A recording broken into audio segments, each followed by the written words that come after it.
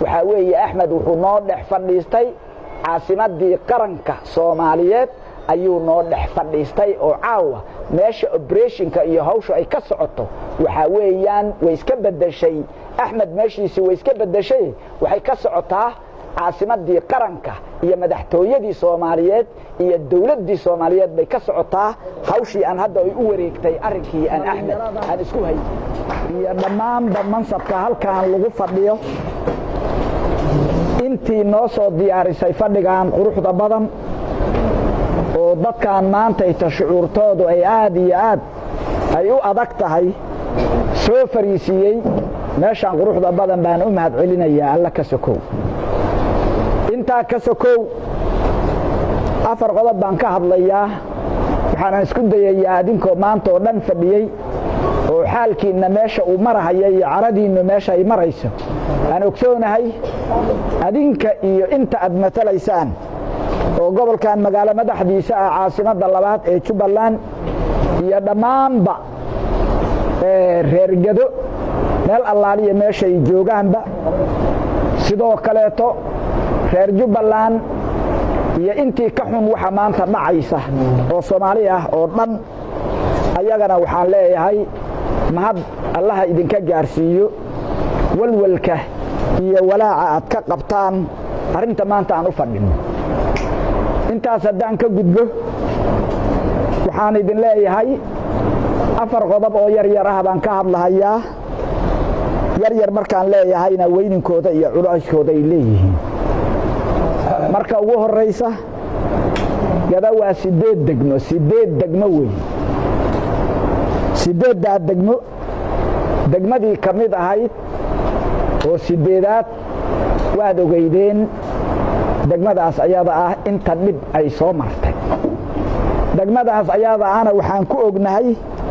ayadoo ummadda Soomaaliyeed wax allaaliya wixii jiro ay xogogaal u tahay oo Soomaaliya wixii ka jiro oo dhan nabadeeda iyo xaalkeeda oo dhan xogogaal loo yahay haddana waxaan idiin sheegaynaa magaaladaasi waxaa degan dad shacab ah oo la yaqaano oo dhaqankii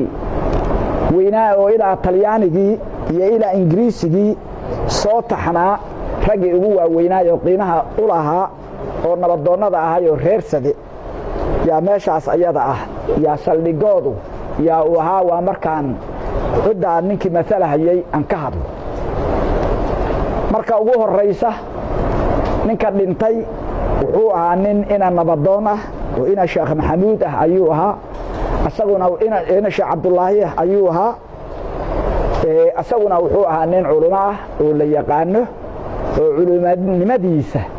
si fiican ay u taqaano ama ummadda Soomaaliyeed ama reer Sade ama Soomaaliya oo dhan ay yaqaano wuxuu ahaa la yaqaan waa u tacsiyeynayaa dhammaanba qoyskii uu ka dhintay oo reer nabadoon iyo dhammaanba familkii iyo eheladii mas'uulka ay u ahaayeen iyo dhammaanba reer Sade intaaba waa u tacsiyeynayaa asaga intii kaleeto oo la dhimatay waxaa kaloo idiin sheegayaa meeshaas ayada waxa ka dhacay guryihii dadka shacabka ah ay deganaayeen waxa weeye waa burbureen waxa meeshaasi ka dhacayna waxa weeyaan qarashkii halka ku baxayo kol walba anagu injineer ma ahi laakiin sida anagu aan warka ku helahayo 1 milyan inuu gaarahayo maalka meeshaas ku burburay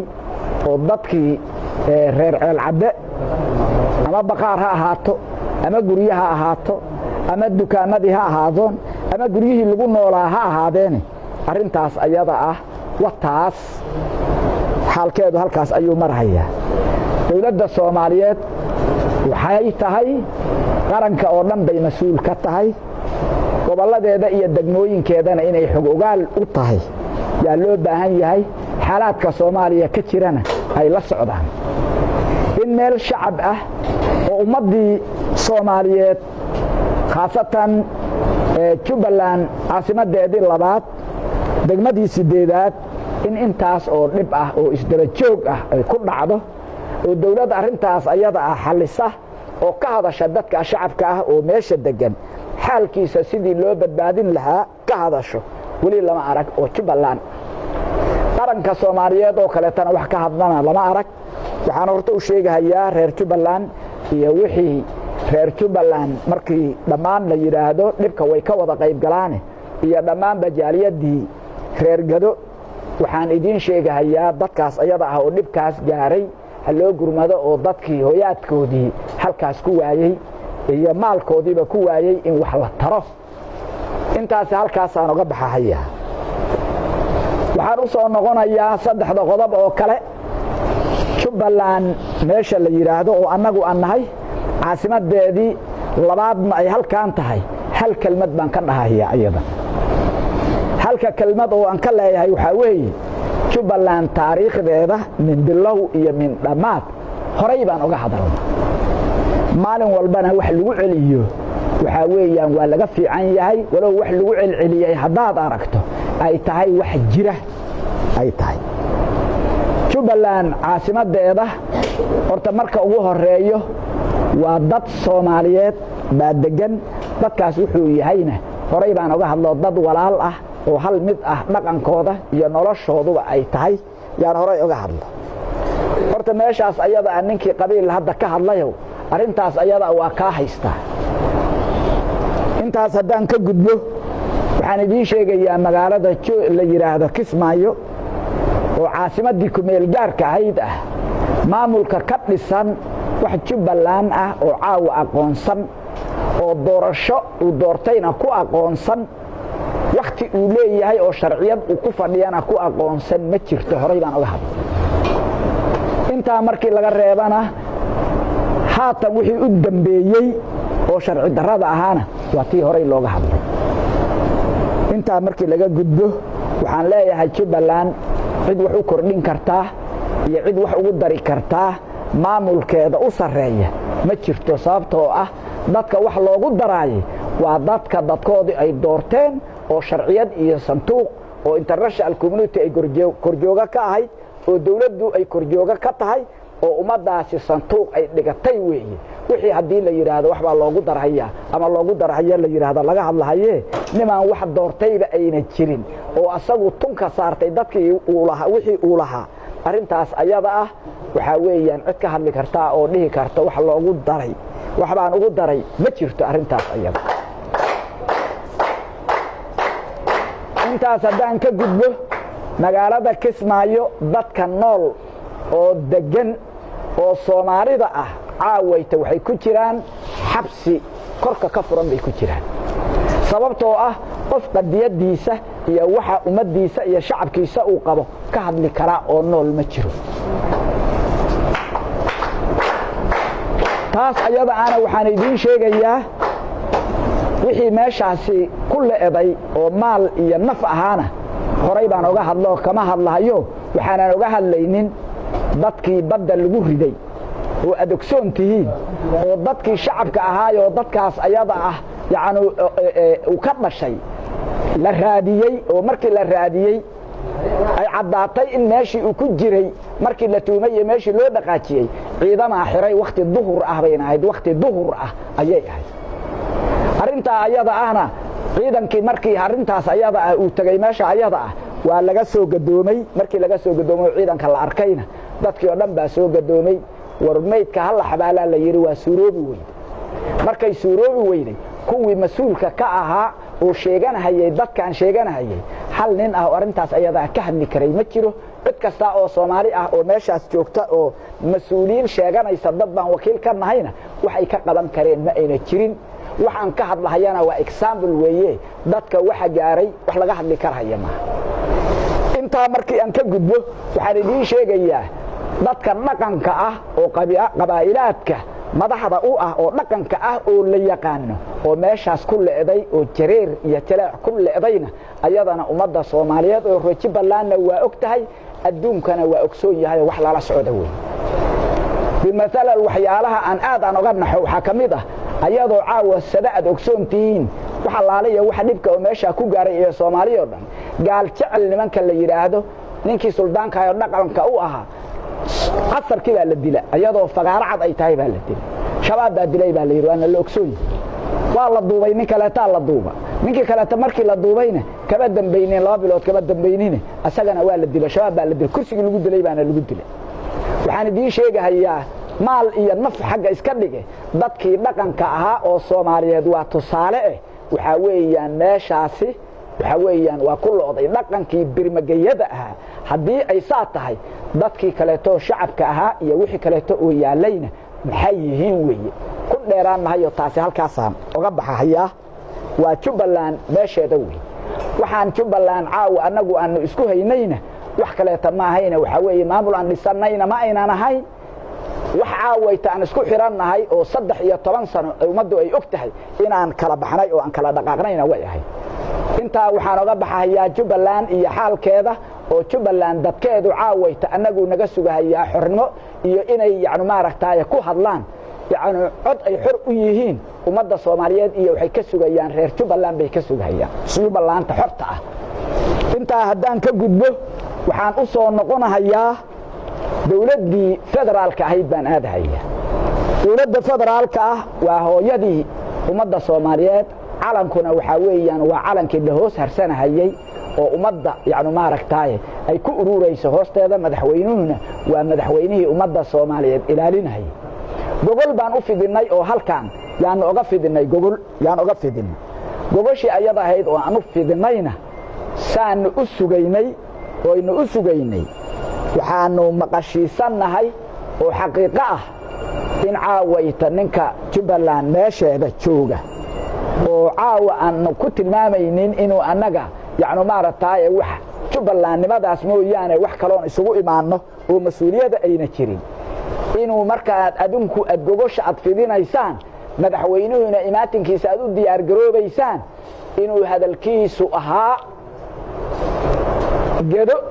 oo ah caasibada labaad dadka jooga xaqinka ay xaqanahayaan waxba kama jiraan xasan sheekhna meelaanan anigu aanan u fasixin oo tag aanan dhihin ma tagayo arintaas ayada ahayd wixii u lahaa waxaan hubaa taa ayada ah in madaxtooyadu ay ka warhayso in intaas ayada ah anagu inaan qabno oo Axmed arinka uu qaba saas ay tahay madaxtooyadu way ka warhaysaa arintaas iyada anagu warkanaga ma qarsoona waa xaalad weyn bay ahayd tii ayada ahayd oo saas ahna waxa noo soo baxday gogashii madaxweynaha aanu u dhignay oo intaas oo jeer aynu ku martiqaadnay halka caawayta gobolka ah oo inta aniga aan hubo maalinkii la caleema saaray inta ummadda isu soo baxday loo hambaliyeeyay gobolka aan hubo uu yahayna oo ugu horeeyay inta markaan si eegana meel kale to anigu aan ka arkay oo gobolkaan ahayn ayna jirin waxaan leeyahay waxa uu ugu abaalguday gogoshi ayada ahaydna inuu laabo Axmedna hadalkiisii uu soo baxo oo Axmed uu la safto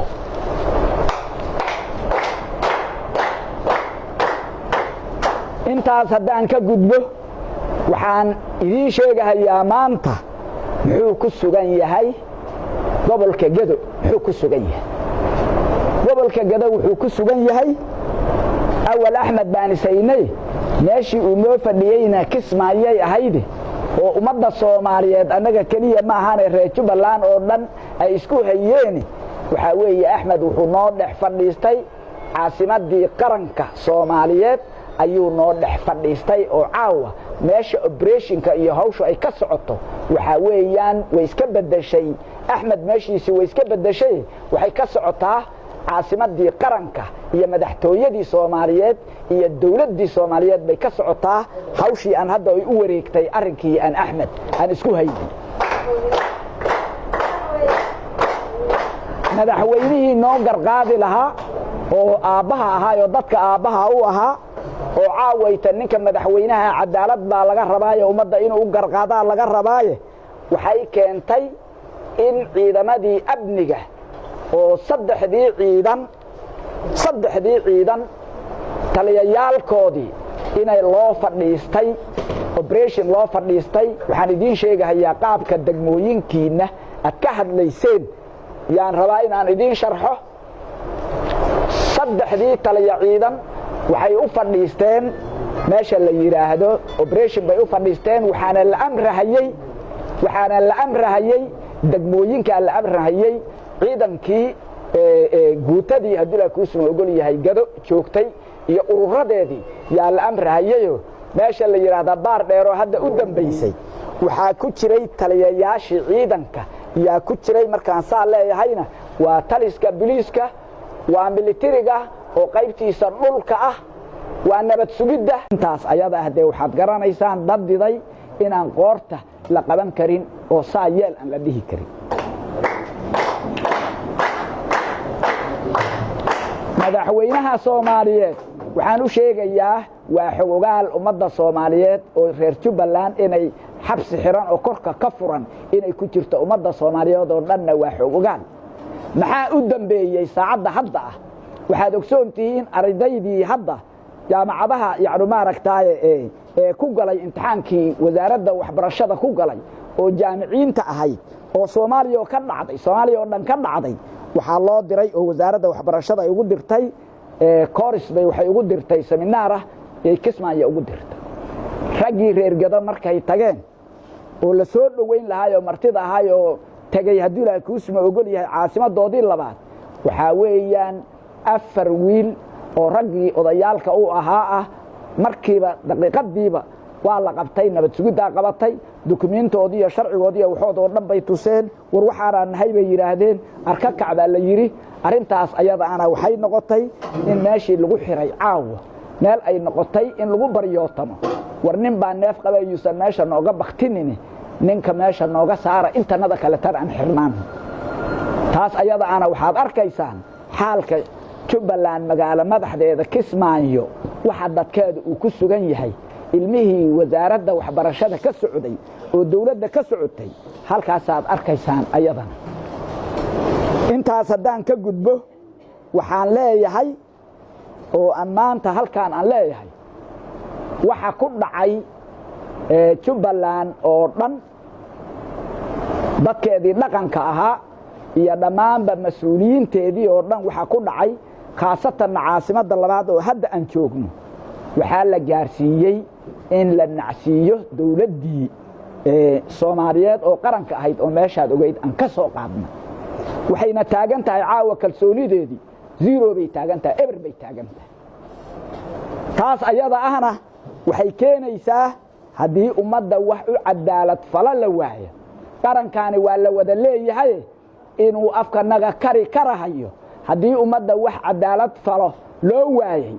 haddee waxay noqonaysaa Soomaaliyay nin walba meeshii adigu aad joogto mas'uul ka noqo oo dalku yuusan lumin intii la isaga imaanayo wax ummaddu ay wada leedahay oo ummadda u garqaadi karo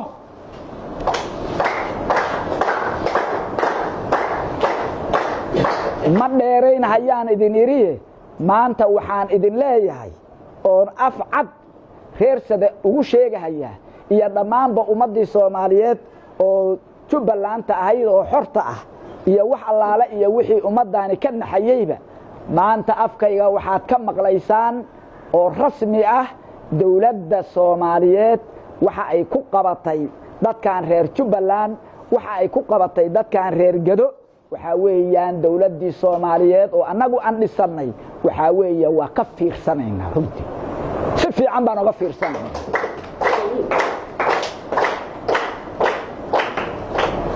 inta haddaan halkaas aan uga baxo oo halka uga baxo adduunka daneeyayaasha ah oo adduunka yaani maaragtay dalkan Soomaaliyeed karigii iskama dhismin nibkii gaaray adduunka wax ka dhisay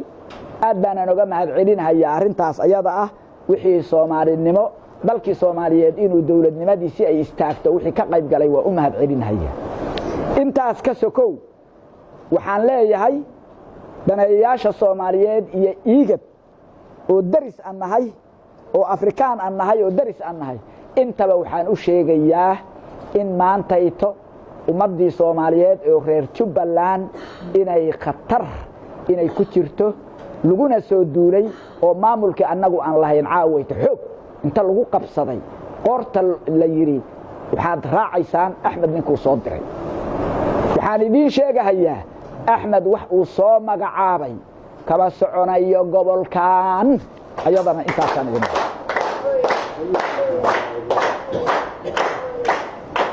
intaa waxaa dheer oo kale ayadana waxaa dheer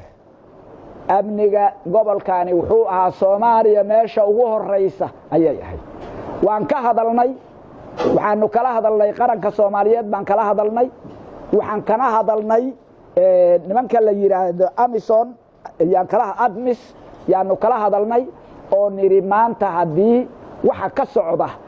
Jubbaland hadii maanta ay soo farageliso gado hadii soo farageliso waxa ibaanahaya ammaanka inuu faraha ka baxo waxaan hadda idin sheegayaa ammaankii gobolkaani waxa lagu talagalay in la lumiyo oo ammaankii faraha uu ka baxaa lagu talagalay waxa kale oo lagu talagalay inaad adinku isdhamaysaan oo adinku aad isku hoobataan ya ayadana lagu talagalay ilaahay mahadiisna waxaan ka mahad celinayaa dadka reer gado meel alla meel uu joogaba inuu yahay dad wax garad ah oo dawladnimo yaqaano oo khidad kasta iyo wax kasta oo dadkooda la isugu dirahayo dad yaqaana ilaatihiina aad iyo aad baan idin kaga mahad celinayaa waxa la idin kula dhaqmay iyo ammaankii sidoo sanfaraha uga bixinood ugu dadaasheena shacabkiina iyo mas'uuliyiintiina iyo hay'adihiina kale to amnigana aad iyo aad baan idin kugu mahad celinayaa waxaan idin leeyahay dhammaan reer sade baaq waxaan ugu joodinayaa waad arkaysaan waxa dhacayo waxa lagu talagalay inaad yacni maaragtay dhexdiina inuu dhibaato ka dhacdo in noloshiinu ay lunto in midnimadiinu ay lunto in dhaqaalihiinu uu lumo in deganaanshihiinu uu lumo yaa lagu talagalay arintaana horay baad u taqaaneeno waxa waa idinku cusub ma ahane waa waxaad xoog ogaal u tihiin oo ka digtootihiin midooba oo arintaas ayada u midooba intaas wixii dheerna waxa weeyaan reertada uu isu imaanayaa waana tashanayaa dawladda iyo wixii uu ka tirsanayo intaan anigu iri waa ka fiirsanaynaa weeye wixii kale oo tala ahna maanta waxa dhacay wax cayaar ama ahane waa la isu imaanayaa wixii tala iyo masiir sada ahna halkaasay ka go'aysaa arintaas ayadana saasaad u ogaanaysaan salaamu calaykum wa rahmatullaahi wa barakaatuh wa billaahi tawfiiq